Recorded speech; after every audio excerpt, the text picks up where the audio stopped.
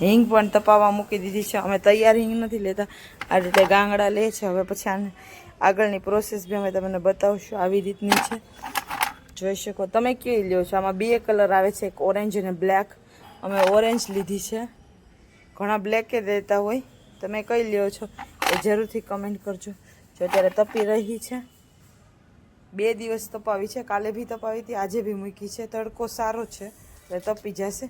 કાલે અમે બનાવશું પછી હિંગ, તો એની રેસીપી તમારી સાથે શેર કરશું. હિંગને ખાંડી રહી છે ફ્રેન્ડ્સ. અને મિતાંશ જો નાનીને ઊભો રહી ગયો છે. હું તે તમને મદદ કરું. અત્યારે મસાલાની સિઝન છે ને એટલા માટે જો નાની હિંગ ખાંડી રહ્યા જ ને, તો મિતાંશ જોઈ રહ્યો છે કે નાની શું કરી રહ્યા. જો આવી ગયો નજીક. આ હિંગ છે, તમે જોઈ શકો છો. આ હિંગના પીસીસ છે.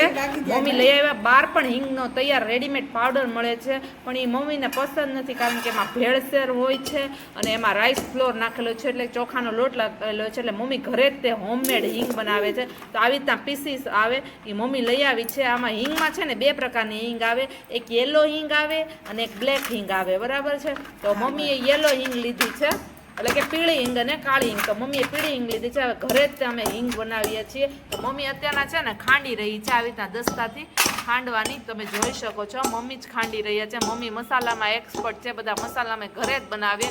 ધાણા, જીરું, હિંગ, ખાલી એક મરચું જ બાર કરાવડાવીએ અને હળદર પણ બાર કરાવડાવીએ, કારણ કે એ મિક્સરમાં પીસાય ને. એટલે જો મમ્મી અત્યારના ખાંડી રહી છે હિંગ ઘરે જ બનાવશો.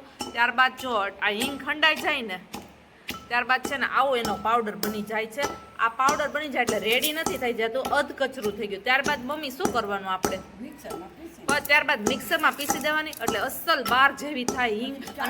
અને પછી ચાળી નાખવાની. અને એકદમ નેચરલ ઘરે બનાવેલી હિંગ. આમાં કોઈ પ્રકારની ભેળસેળ નહીં. અને આપણે ખુદે હાથે બનાવેલી હિંગ છે એ સરસ મજાની બને છે. આ જો ફ્રેન્ડ્સ અધકચરું થઈ ગયું, મિક્સરમાં પીસશે ને ત્યારનો પણ હું વિડીયો તમને બતાવીશ. અને પછી મમ્મી ચાળશે એ પણ હું તમને બતાવીશ.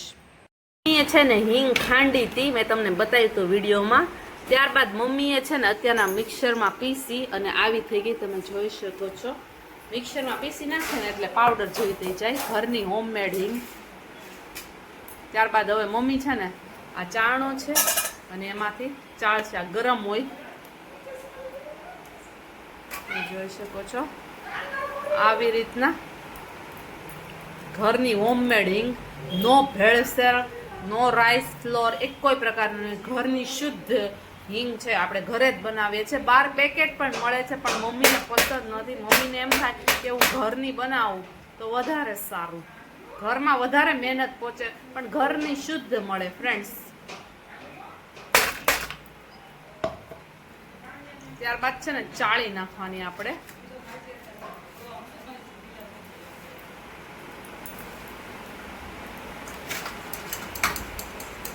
જો ફ્રેન્ડ્સ, અને આ મોટા લમ્સ રહે એને પાછું પીસી નાખવાનું આપણે. ફ્રેન્ડ્સ તમે જોઈ શકો છો, આપણી સરસ મજાની હિંગ છે એ રેડી થઈ ગઈ છે.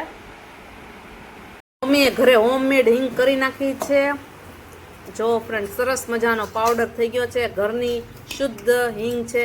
ફ્રેન્ડ્સ તમે જોઈ શકો છો, સરસ મજાની હિંગ મમ્મીએ બનાવી નાખી છે. તમે જોઈ શકો છો, લાલ મરચાં આવી ગયા છે. આ અમે જે 1 કિલો જ લીધા છે ટ્રાય કરવા માટે, કારણ કે અમે રેશમ લીધા પણ અમને એ થોડુંક મોડું લાગ્યું, એટલે આમ નવા લાવ્યા છીએ. તો અત્યારે તડકે તપાવીએ છીએ. આ હલવે છે મરચાં, તમે જોઈ શકો છો. અને હાથથી તો કરાય ને, એટલે આવી રીતના કરે છે. કપ્પા દે પછી હા ડીટિયા કાઢવાના. ડીટિયા કાઢશે ત્યારે બતાવશો, અને દળાઈ જશે ત્યાર પ્રોસેસ પણ હું તમને બતાવીશ. ફ્રેન્ડ્સ તમે કઈ રીતના મરચું પાવડર બનાવો છો એ કહેજો, કમેન્ટ કરજો. આ મરચાં છે, આવી રીતે આના ડીટિયા કાઢી નાખવાના.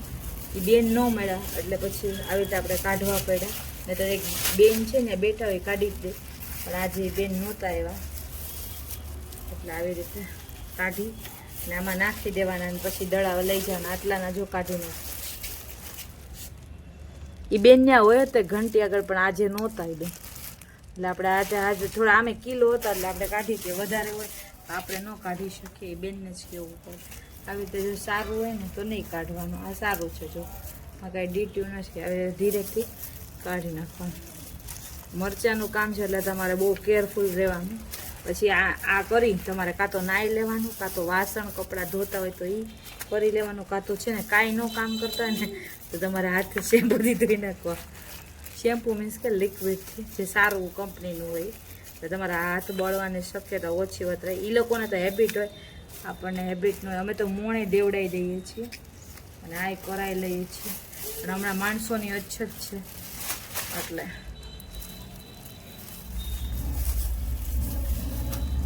શકો છો કે અમીષા ઘંટીએ જઈ અને આ લાલ મરચા સુકવાતા, ત્યારબાદ અમીષા ઘંટીએ જઈને દળાઈ આવી છે. અમે આ 1 કિલો મમ્મી ગઈ હતી, મમ્મી નથી કહેતા હોય તો હસી પાછું. ઓ અમીષા ગઈ હતી અને જો આ દળાઈને આવી છે મરચું તમે જોઈ શકો છો, સરસ મજાનું. પેલા અમે 1 કિલો ટ્રાય કરશું, ત્યારબાદ સારું લાગશે તો વધારે દળાવીશું. એકદમ લાલ ચટક છે ફ્રેન્ડ્સ, થોડુંક નાખીએ ને ત્યાં જ તીખું થઈ જાય છે. આ રેશમ પટ્ટો છે, અમે એ દળાવ્યું છે, તમે જોઈ શકો છો.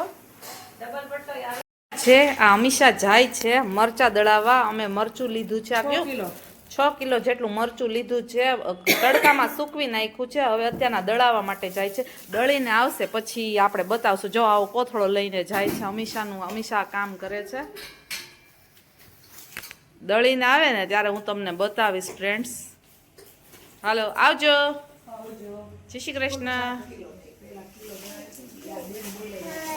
જોઈ શકો છો અમીષા મરચું દળાઈ આવી છે. આટલું આવી ગયું છે મરચું દળાઈને આવી ગયું છે, તમે જોઈ શકો છો. ઘરનું હોમમેડ મરચું, શુદ્ધ સાત્વિક, નો લાકડાનો ભૂકો, એકદમ રેડ કલરનું અને ઘરનું નેચરલી મરચું રેડી થઈ ગયું આવી ગયું છે. તમે કઈ રીતના મરચું બનાવડાવો છો, તૈયાર લઈ આવો છો કે અમારી જેમ કરો છો તે કમેન્ટ કરજો. ઘઉં આવી ગયા છે, તમે જોઈ શકો છો. ઘઉંની સિઝન છે, તમે જોઈ શકો છો. અટારીના ઘઉં લારીમાં આવી ગયા છે, તમે જોઈ શકો છો. લઈને આવી રહી છે, જુરાવી ગયા છે ઘઉં. આપણે ઘઉંની સિઝન આવી ગઈ છે, ઘઉં આવી ગયા છે, જોઈ શકો છો. અહીંયા મુકાવે છે. છે પપ્પા આવી ગયા છે, ભાઈ આવી ગયા છે ઉતારવા માટે, તમે જોઈ શકો છો. ઘઉં આવી રહ્યા છે લઈને ભાઈ. ઘઉં આવી ગયા છે, ઘઉંની સિઝન શરૂ થઈ ગઈ છે. ગુણ આવી ગયા છે અટારીના ઘઉં, તમે જોઈ શકો. મમ્મી કે અહીંયા ઉતારો. આ એક ગુણ તો આવી ગઈ છે.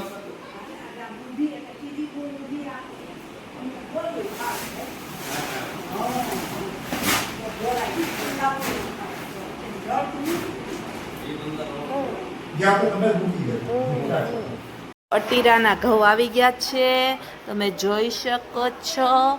અમે આના લઈએ છીએ ઘઉં વરસભરના. મપ્પાએ મંગાવી લીધા છે, સુપર એમપીના આવે છે મધ્યપ્રદેશમાંથી. અટીરાના સોટેક્સ ગેહું સોમનાથ રાઈસ મિલમાંથી. જો આ 1 ગુણ, આ એકમાં 30 કિલો આવે. 1 પછી આ 2 3 4 અને 5 અને આ 6. જો તમે જોઈ શકો છો. ઘઉં આવી ગયા છે અને આ પણ ઘઉં આવી ગયા છે. હવે સાફ કરવાના છે. અમે સાફ કરશું ત્યારે પણ હું તમને વિડીયો બતાવીશ કેવા નીકળે છે, કાકરા હોય છે કે નહીં. ફ્રેન્ડ્સ આમ તો આ ચોખ્ખા જ આવે છે, છતાં હું તમને બતાવીશ. તમે સાફ કરશો ને ત્યારે આનો વિડીયો તમને બતાવીશ. તેલના ડબ્બા પણ આવી ગયા છે, તમે જોઈ શકો છો. માટી કાઠિયાવાડીની મહેક, અમરેલીની દેશી ઘાનીનું ગ્રાઉન્ડ ઓઇલ છે, એટલે કે આ તેલના ડબ્બા છે. અમે વરસભરના લઈ જ લઈએ છીએ. જો 1 ડબ્બો છે, 2 3 4 5 અને 6 ડબ્બા છે. અમે તેલના 6 ડબ્બા, તોય વધારે જોતું હોય તો લેશે, કારણ કે આ વખતે વેફર કરી છે, સેવ કરી છે, એટલે તેલમાં તળવા માટે તો બહુ જ જોવે અને વારંવાર અમે યુઝ કરીએ છીએ. જો 6 ડબ્બા પણ આવી ગયા છે તેલના. એકની ઉપર એક મુકાણા છે. ટોટલ 6 ડબ્બા આવી ગયા છે અને ઘઉં પણ આજે આવી ગયા છે, તમે જોઈ શકો છો. અમે આનું લઈએ છીએ. તમે ક્યાં કંપનીનું તેલ લ્યો છો એ તમે કમેન્ટ કરજો ફ્રેન્ડ્સ.